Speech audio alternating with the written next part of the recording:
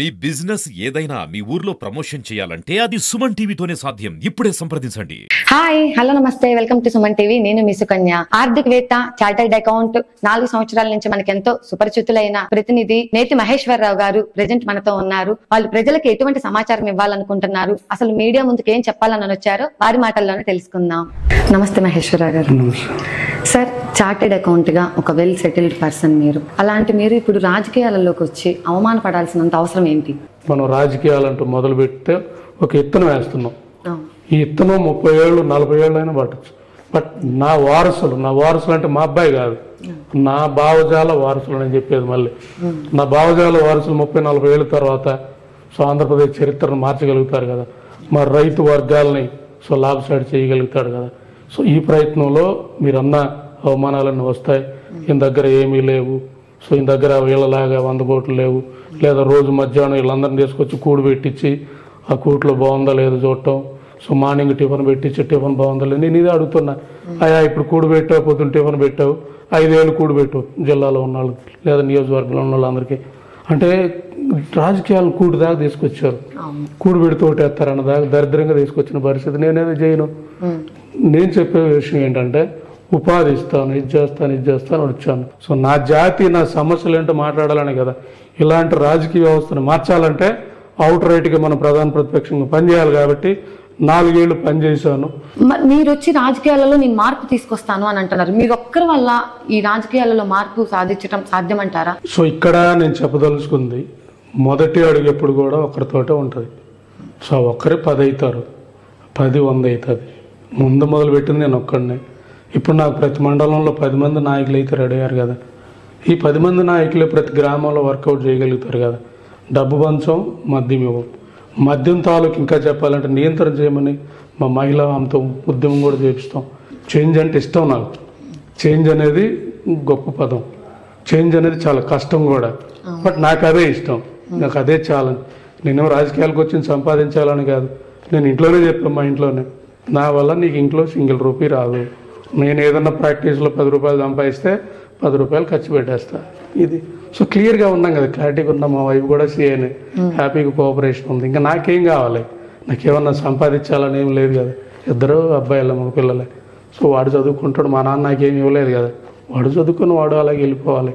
నేను మా నాన్న కోసం పనిచేశాను, వాళ్ళు నా కోసం పనిచేస్తారు. That's enough. సార్, అసలు మీరు కందుకూరు నుంచి ఎందుకు పోటీ చేయాలనుకుంటున్నారు? ఇప్పుడు ఆల్రెడీ మీకు కాంగ్రెస్ నుంచి సీట్ రాలేదు. ఈ టైంలో మీరు స్వతంత్ర అభ్యర్థిగా పోటీ చేస్తే కాంగ్రెస్ నుంచి సస్పెండ్ అయ్యే అవకాశం ఉంది. ఇంత పరిస్థితుల్లో మీరు లైఫ్ కెరియర్ ని రిస్క్ లో ఎందుకు పెట్టుకుంటున్నారు? కాంగ్రెస్ బతికీయటం కోసం నేను కందుకూరులో పోటీ చేస్తాను. ఎందుకంటే నా వర్గం, నేను తిరిగా ఆల్మోస్ట్ 40-50 ఊళ్ళు తిరిగాను. కాంగ్రెస్ పల్స్ కనపడతా ఉంది. కాంగ్రెస్ ఇంద్రమ్మ బొమ్మ చూస్తే వాళ్ళ వేవ్ కనపడతా ఉంది. ఈవెన్ రాహుల్ గాంధీ బొమ్మని నేను ఒక ఆయన చూశాను ఫోటోలో. రాహుల్ గాంధీ బొమ్మ ఆడ ఫ్లెక్సీలో పెడితే అరగంట చూశాడు ఆయన. అరగంట చూసి నేను ఆయన అబ్జర్వ్ చేస్తానే ఉన్నాను. అంటే అంత ఎమోషన్ ప్రజల్లో అయితే ఉంది కదా. మరి కాంగ్రెస్ పార్టీ ఇక్కడ ఎందుకు డెవలప్ అవ్వట్లేదంటే, కాంగ్రెస్ బతకాలనుకున్న వాళ్ళు కొంతమంది ఉన్నారు, కాంగ్రెస్ పండుకోవాలనుకున్న వాళ్ళు కొంతమంది ఉన్నారు. ఎందుకంటే కాంగ్రెస్ బలపడితే ఎక్కడ మన పార్టీలు పోతాయని భయం అయితే ఉంటుంది కదా. అందువల్ల కాంగ్రెస్ని పండుకోబెట్టాలనుకున్న వాళ్ళకి, కాంగ్రెస్ బతకాలనుకున్న మాలాంటి వాళ్ళకి ఈ సంఘర్షణ ఎప్పుడు జరుగుతావు. కాంగ్రెస్లోనివే ఇంటర్నల్ డెమోక్రసీ ఉంటుంది. అందుకే నేను ఇండిపెండెంట్గానే, నేను ఎక్కడ కాంగ్రెస్ పేరు కూడా వాడకుండానే ఇండిపెండెంట్గానే పోటీ చేసి నేను రాజుగారికి మద్దతుగా నిలవాలన్న దాంతోనే మేమందరం కూడా డిసైడ్ అయ్యామని చెప్పాలి. జగన్మోహన్ రెడ్డి గారు మరొకసారి నాకు అవకాశం ఇవ్వండి, ఇంతకన్నా బెటర్గా నేను అభివృద్ధి చేసి చూపిస్తాను అని అంటున్నారు. అసలు అభివృద్ధి అంటే ఏమంటున్నారు? అభివృద్ధి అంటే ఏం చేయాలి? ఆంధ్రప్రదేశ్ 70% అగ్రికల్చర్ అభివృద్ధి జరిగితేనే గ్రామీణ ఉపాధి వస్తుంది. ఆ అగ్రికల్చర్ అభివృద్ధి ఎక్కడ చేస్తున్నారు మీ ఇద్దరు కూడా? చంద్రబాబు నాయుడు వచ్చినా ఇది లేదా రేపు మళ్ళీ ప్రభుత్వంలోకి రాగానే ఆర్టిఫిషియల్ ఇంటెలిజెన్స్ అది ఇది హై అండ్ మాట్లాడుతూ ఉంటాం. డెఫినెట్గా అది కూడా అభివృద్ధి. కాకపోతే ఒక సెక్షన్ ఆఫ్ పీపుల్కి అభివృద్ధి వస్తుంది కదా. నేను చెప్పేది, నా వలసలు ఎట్లా తగ్గిస్తావు? 70% గ్రామీణ ఉపాధి ఉంది. 100 మంది రైతులు వ్యవసాయం చేస్తే ఆ చుట్టుపక్కల పల్లెలు అందరూ కూడా హ్యాపీగా బతికే పరిస్థితి, పనులున్న పరిస్థితి ఉన్న దాంట్లో 100 మందిలో 10 మంది రైతులు వ్యవసాయం చేస్తున్నారు, 90 మంది బ్యాక్ వెళ్తున్నారు. అంటే వ్యవసాయం లేదనే కదా. వ్యవసాయానికి నిధులు పెట్టట్లేదనే కదా, ఇరిగేషన్ నిధులు పెట్టట్లేదనే కదా, వ్యవసాయం లాభ సైడ్ చేయట్లేదనే కదా. ఇది అభివృద్ధి. అభివృద్ధి అంటే మనం అభివృద్ధి అయ్యటం కాదు. అభివృద్ధి అంటే సమగ్ర అభివృద్ధి. సార్ యాక్చువల్గా చూసుకున్నట్లయితే మనకి స్వాతంత్రం వచ్చిన దగ్గర నుంచి కూడా లేదు 1952 నుంచి కందుకూరు నియోజకవర్గం అనేది కాంగ్రెస్ పార్టీకి ఒక కంచుకోట లాంటిదని అందరికీ తెలుసు. బట్ ఇప్పుడు ప్రెజెంట్ సిచ్యువేషన్స్ చూసుకున్నట్లయితే అసలు కాంగ్రెస్ అనే మాట ఎక్కడ వినిపించట్లేదు, ఎక్కడ ఆల్ ఓవర్ చూసుకున్నా కూడా వినిపించట్లేదు. మీరు చూస్తేనేమో కాంగ్రెస్ పార్టీ ముందుకొస్తే రాజకీయ పరిస్థితి బలపడిద్ది, ప్రజల పరిస్థితి బాగుంటది అని మీరు అంటున్నారు, డెమోక్రసీగా గెలుపొందుతాము అని. కానీ ప్రజల విషయానికి వస్తే అసలు ఎక్కడ కాంగ్రెస్ అనే మాట వినట్లేదు. మరి అసలు దీని గురించి మీరేం చెప్పాలనుకుంటున్నారు? దీని మీద ఒక కుట్ర జరిగిందంటాను.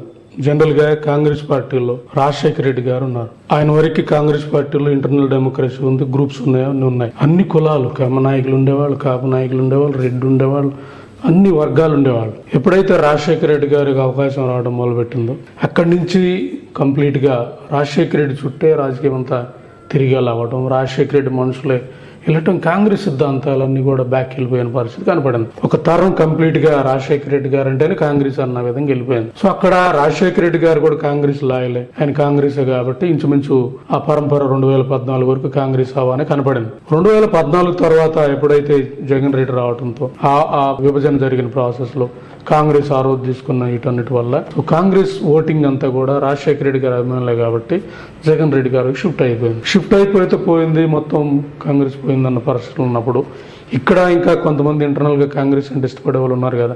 సో ఇక్కడ జరిగిన కుట్ర ఏంటంటే ఎవరైతే కాంగ్రెస్ పార్టీని వెళ్ళిపోకుండా వాళ్ళు ఇక్కడ కొంతమందిని పెట్టడం మొదలుపెట్టారు. మళ్ళీ అంటే ఇక్కడ కొన్ని కీ పొజిషన్లు పెట్టడం, వాళ్ళు నిరంతరం 5 ఏళ్ళు గమ్ము కొనుక్కోవడం, నిద్రపోవడం, ఎలక్షన్ టైంలో రావడం, సీట్ తీసుకోవడం, ఆ సీట్ తీసుకున్నాక మళ్ళీ ఎలక్షన్ అయిపోయాక వెళ్ళి గుడ్డేసుకొని నిద్రపోవడం.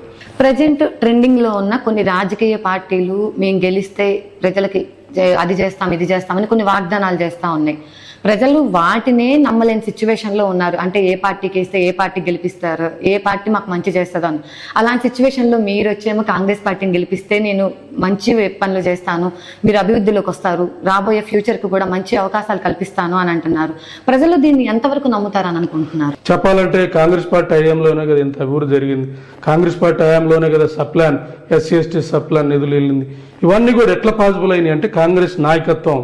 సో లిబరల్ ఉంటుంది, ఇంటర్నల్ డెమోక్రసీ ఉంటుంది. కాబట్టి ఈ పరంపరలో నేను చెప్పదలుచుకుంది ఈ 2 పార్టీలు నేను వస్తే నవరత్నాలు ఇస్తా ఉన్నాను, నేను వస్తే నవరత్నాలకు రిఫైన్ చేసి సూపర్ 6 అన్నారు. ఇవాళ నేను వచ్చాక నవరత్నాలు కొంచెం పెంచిస్తానంటే నా భాషలో ఏం చెప్తానంటే నేను ఇంత ఆమోదం పూస్తాను, లేదు నేను ఇంత ఆమోదం పూస్తాను, ఇంకొంచెం ఎక్కువ ఆమోదం పూస్తానంటే ఈయన పూసేది ఆమోదం ఒక చార్టెడ్ అకౌంటెంట్గా చెప్తున్నాను. 4 ఏళ్ళు ఆంధ్రప్రదేశ్ ఆర్థిక అంశాల మీద నేను ఉన్నాను. 14 లక్షల కోట్ల అప్పు ఉంది. నార్మల్ గా ముక్కుసూటిగా మాట్లాడే వాళ్ళు ఎవరికి నచ్చరు. మీరు చూస్తే మీడియా ముందే ఇంత పబ్లిక్ గా మీరు చెప్పేస్తున్నారు కదా. మీరు ఇప్పుడు స్వతంత్ర అభ్యర్థిగా పోటీ చేసి మీ కెరియర్ ని రిస్క్ లో పెట్టుకుంటున్నారని అనిపించట్లేదా? ఎలా రిస్క్? ఇప్పుడు నేను రాజకీయాలకు వచ్చింది డబ్బు సంపాదించుకోవడము లేదా పదవి కోసము అవైతే నేను టీడీపీ దగ్గరే ఉండేవాడిని కదా. నేను 4 ఏళ్ళు పనిచేసినప్పుడు టీడీపీ దగ్గరే ఉండేవాడిని కదా. వాళ్ళు కూడా నాకు ఏదో ఒక కార్పొరేషన్ ఏదో ఇచ్చేవాళ్ళు, సంపాదించుకునేవాళ్ళు కదా. లేదు ఇంకా రాజకీయం మీద ఆశ ఉంటే కాంగ్రెస్లో నేను స్పోక్స్ పర్సనే కదా. సో కాంగ్రెస్లో మంచి పొజిషన్లో ఉన్నవాడే కదా, పెద్ద హై అండ్ టీమ్ తోటి ఉన్నవాడే కదా.